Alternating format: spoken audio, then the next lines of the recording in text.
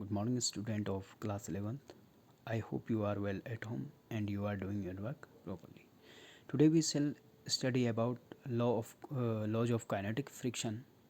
And the first law of kinetic friction is the kinetic friction opposes the relative motion and has a constant value which depends on the nature of the two surfaces in contact.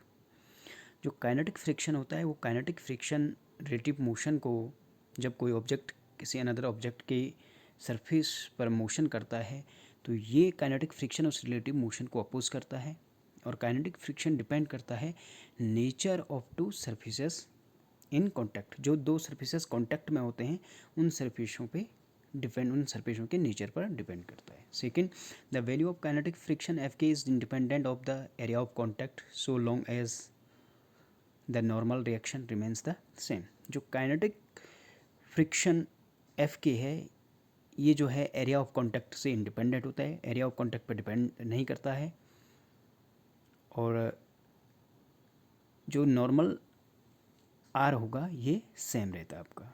Third, the kinetic friction does not depend on velocity. Kinetic friction जो है object की velocity पर depend नहीं करता है। The value of kinetic friction f k is directly proportional to the normal reaction R between the two surfaces. जो kinetic friction की value होती है वो जो दो सरफेसेस होते हैं दो सरफेसेस की नॉर्मल पर डिपेंड करती है। F k proportional to R, then F k equals mu k R and mu k equals F k upon R means kinetic friction upon normal reaction.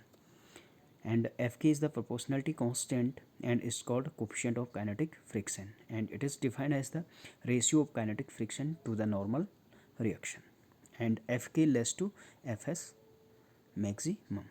Types of kinetic frictions is sliding friction. The force of friction that comes into play when body slides over the surface of another body is called sliding friction.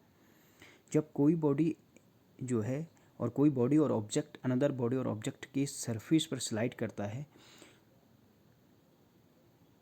And that one when that times which type of friction is produce that friction is called sliding friction. जब कोई body another body की surface पर slide करती है तो दोनों के surface में जो फ्रिक्शन प्रोड्यूस होता है वह फ्रिक्शन कहलाता है sliding friction.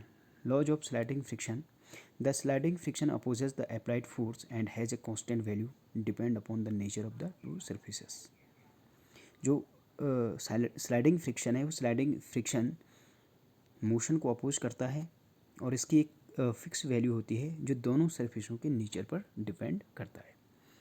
The force of sliding friction is directly proportional to the normal reaction. Again here जो फोर्स ऑफ स्लाइडिंग फ्रिक्शन होता है वो प्रोपोर्शनल टू आर होता है normal reaction.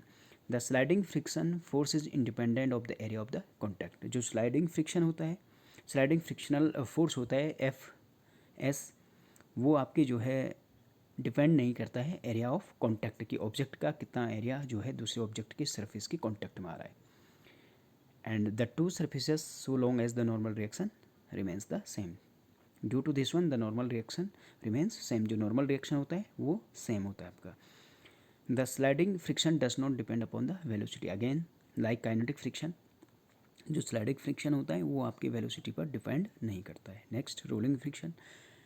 The force of friction that comes into play when a body rolls over the surface of another body is called rolling friction.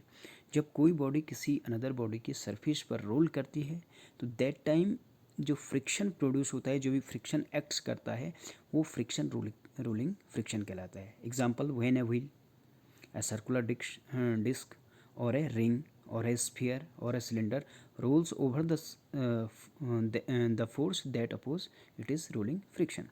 जब ये object एक दूसरे के सरफेस पर मोशन करते हैं तो इसमें जो फ्रिक्शन और फोर्स एक्ट करता है वो आपका रोलिंग फ्रिक्शन कहलाता है।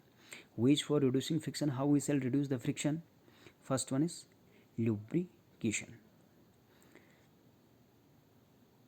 They are used to reduce kinetic friction in a machine. Lubricants like oil, grease और एक्स्ट्रा। जो लुब्रिकेशन होता है, लुब्रिकेशन में जो आपके जो है किसी भी बॉडी या ऑब्जेक्ट के जो पार्ट्स होते हैं उस पर ऑयलिंग की जाती है। जैसे मशीन हो गया, मशीन के जो पार्ट्स पे जो फ्रिक्शन को रिड्यूस करने के लिए ऑयलिंग की जाती है, या कोई लुब्रिकेंट्स लाइक ऑयल और गैस का और ग्रीस का यूज किया जाता है।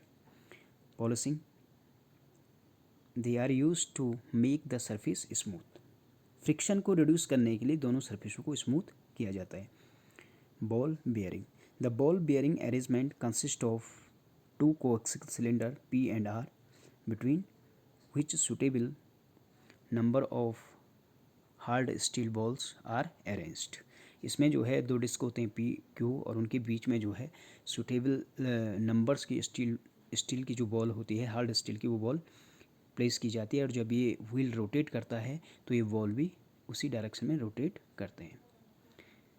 A thin cushion of air maintained between slide surfaces in relative motion, कि फ्रिक्शन को रिड्यूस करने का एक अनदर वे है कि दोनों ऑब्जेक्टों के जो सरफेस है उनके बीच में हम एक एयर की थिन क्वेश्चन प्रोड्यूस करते हैं, तो वो जो है फ्रिक्शन को रिड्यूस कर देगा।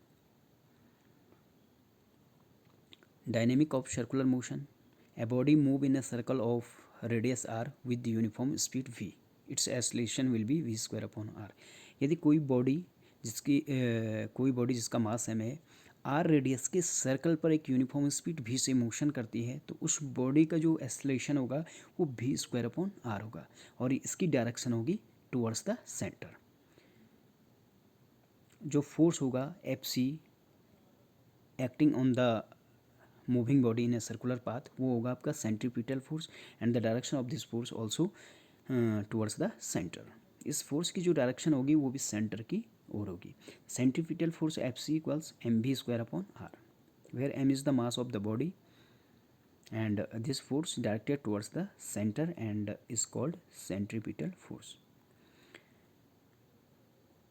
And the relation between the radial velocity and linear velocity v = r omega, where omega is the angular velocity and Fc = at the place of v we shall put v = r omega.